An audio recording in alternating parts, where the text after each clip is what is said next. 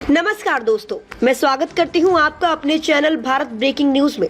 जय भीम साथियों, आज हम बात कर रहे हैं गदर आंदोलन और डॉक्टर अंबेडकर के उस ऐतिहासिक दौर की जिसने भारत में आजादी की अलख जगाई। गदर शब्द का मतलब ही होता है बगावत, विद्रोह। गदर आंदोलन वो क्रांतिकारी लहर थी जिसमें विदेशी शासन से तंग आकर हिंदुस्तान के लोग अंग्रेजों के खिलाफ हथियार उठाने को तैयार हुए थे। साल 1913 अमेरिका का सैन फ्रांसिस्को, यहाँ से गदर आंदोलन की शुरुआत हुई। लाला हरदयाल, जिनका जन्म 14 अक्टूबर 1884 को दिल्ली में हुआ था, उन्होंने इस आंदोलन की कमान संभाली। लाला हरदयाल एक विद्वान, प्रोफेसर और क्रांतिकारी थे। ऑक्सफोर्ड यूनिवर्सिटी में पढ़ाई की, ICS की नौकरी ठुकराई और आजादी के आंदोलन में कूद पड़े। सोहन सिंह भकना पंजाब में अमेरिका गए मजदूर, जिन्होंने हरदयाल जी के साथ मिलकर 15 जुलाई 1913 को गदर पार्टी बनाई और फिर शुरू हुआ गदर अखबार का प्रकाशन, जो दुनिया भर के भारतीयों को विद्रोह के लिए जागरूक करता था। गदर पार्टी का मकसद था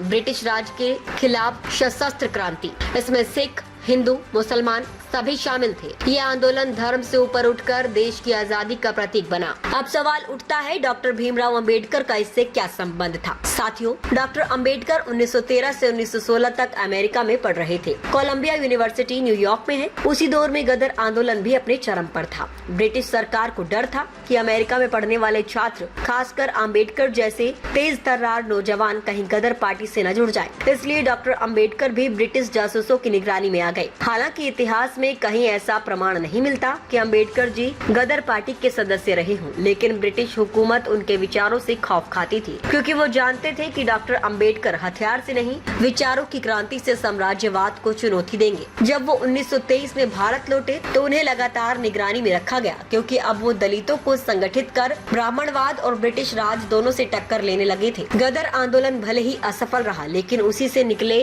क्रांतिकारी विचारों ने आजादी के आंदोलन को और डॉक्टर अंबेडकर के सामाजिक आंदोलन को नई दिशा दी। इसलिए साथियों, गदर आंदोलन और डॉक्टर अंबेडकर दोनों ने अपने अपने तरीके से भारत में विद्रोह की मशाल जलाई। एक ने हथियार उठाकर तो दूसरे ने कलम और संविधान बनाकर। जय भीम, जय भारत। गदर और अंबेडकर, एक ही लड़ाई, दो मोर्चे।